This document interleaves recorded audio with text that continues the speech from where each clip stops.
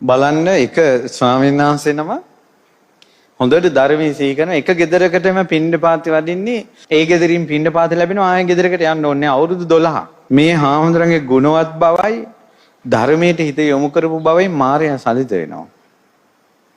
උන්වහන්සේ පින්ඩපාතේ එන්න කලින් පින්ඩපාතේ බෙදන්නේ එදා කෙල්ල ගෙදර ඉන්න අවුරුදු 16 17 කෙල්ල. අර ස්වාමීන් වහන්සේ අවුරුදු 25ක විතර තරුණ හාමුදුරනවා. මාරයා ඒ හාමුදුරුවෝ විදිහට වෙස්මාරු කරගත්තා. වෙස්මාරු කරගෙන දානේ බෙදනකොට කෙල්ලගේ අත ඇල්ලුවා. කෙල්ල කෑ ගහගෙන මේ දානේ වාජනේ පෙරලාගෙන ගිට දෙව්වා. අම්මලා පිළිකන්නේ වැඩක් කර කර හිටියේ.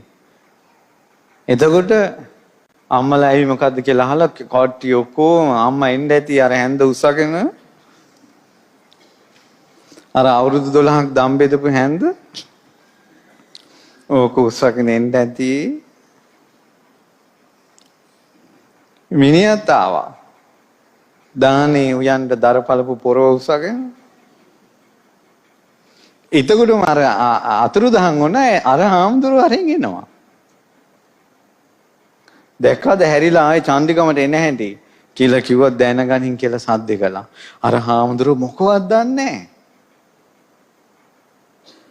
ඒ හාමුදුරුවෝ එකපාරම හිතට ආවේ ගිහි මිනිස්සු කියන්නේ වෙනස් වෙන අය කියලා. උන්වහන්සේගේ තේර ගාතාවේ තියෙන රහතන් වහන්සේ නම. කියනවා ගිහි මිනිස්සු කියන්නේ ඉක්මනට වෙනස් වෙනවා.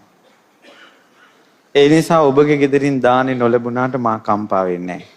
තවත් කොහේ හරි ගෙදරකට මේ පාත්‍රයට දන් හැන්දක් බෙදලා තියෙයි කියලා. එතකොට දැක්කා ඒ පාත්‍රය ඇතුලේ දානේ නැහැ. අර ඉස්සෙල්ලා සිද්ධිය උනේ දානේ බෙදක් දෙන්නේ. එතකොට මේ මිනිසුන්ට හිතුණා මෙතන වෙන මොකක් හරි වෙන්නේ නැති කියලා. අනේ ස්වාමිනී සමා වෙන්න කිව්වා.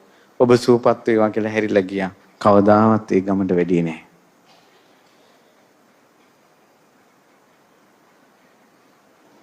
උන්වහන්සේ රහතන් වහන්සේ නම. ආයෝවට වග උත්තර බඳින්න ගියේ නෑ. සුද්ධවත් ආර්ය ශ්‍රාවකයා ලාභෙද්දි අලාභෙද්දි නැති වෙවි යන ඔක්කොම නැතිලා යනවා කරගන්න දෙයක් නෑ. බින්දුවටම වහිනවා. සම්බෝලයි බතේ කන්න නැති තැනට වැටෙනවා. ඒ ශෝකේ පෙන්වන්නේ නෑ. අනිත් අයට කියන්නේ අපිට මෙහෙම වුණා මෙහෙම වුණා මෙහෙම වුණා මෙහෙම වුණා කියලා. අපේ තියෙනවනේ අපේ තුච්ච හිතේ තුච්ච සංකල්පනාවක් තියෙනවා දුක අනිත් අයට කියන්න ඕන කියලා. ඒ වික්ෂෝපේ අනිත් ඒවා අහන්න ඕන ඊට පස්සේ. ඇයි? ආශ්‍රිතවත් පෘතජ්ජන. ශ්‍රුතවත් ආර්ය ශ්‍රාවකයා කල්පනා කරනවා මේවා වෙනස් වෙනවා. අනිත්‍යයි. කලින් තිබ්බේවා නැති වුණා වගේම ලැබෙනවා. කවදාවත් එක විදිහට තියෙන්නේ නැහැ. නින්දා ප්‍රශංසා නින්දා ගැන කියන්න ඕනේ නැහනේ. නින්දා නොලබපු කෙනෙක් නැහනේ. හොඳක් කළත් බයිනවා නරකක් කළත් බයිනවා. හොඳ කළොත් වැඩියෙන් බයිනවා. ඊට පස්සේ ලාභාලාභ යසායස පිරිසත් එක්ක ඉන්නවා. ඉන්නකොට එයා හිතෙන් කල්පනා කරනවා මේ අය අනිත්‍යයි වෙනස් වෙලා යනවා. අසපොළුණත් ස්වාමීන් වහන්සේලා ඇසුරු කරද්දිමොත් ඒක තියෙනවනේ මේ ස්වාමීන් වහන්සේලා මාස 6න් 6ට මාරු වෙනවා. එතකොට ඒ අසෘතව පුතඥේ බව හිටියොත් නෑ ඔබ වහන්සේ ඉන්න. ඔබ වහන්සේ නැතුව බෑ.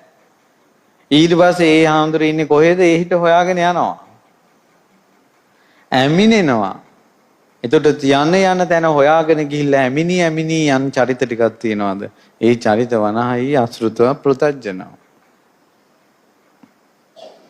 ශ්‍රුතවත් ආර්ය ශ්‍රාවකයා කල්පනා කරනවා අපිට හැමදාම මේ ස්වාමීන් වහන්සේලාත් එක්කම ඉන්න බෑ. අපේ හිතවලට හරියන හාමුදුරුවොත් අපිට හම්බ වෙනවා. හරියන්නේ නැති අයත් හම්බ වෙනවා. එතකොට හිතනොත් දැන් අසපුවේ මාස 6න් 6ට සංඝයා මාරු වෙනවනේ. ඒතර මේ කාලේ අපිට ළඟින් ඇසුරු කරන්න සංඝයා අපිට හරියන විදිහට හම්බුනේ නැති වුණාට ඊළඟ මාසයි හම්බෙන්න පුළුවන්. ඒ මාස 6 මුල් කරගෙන හිත හදා ගන්නවා. ඇයි වෙනස් වෙනවනේ? ලාභ අලාභ යසායස නිന്ദා ප්‍රශංසා සැප දුක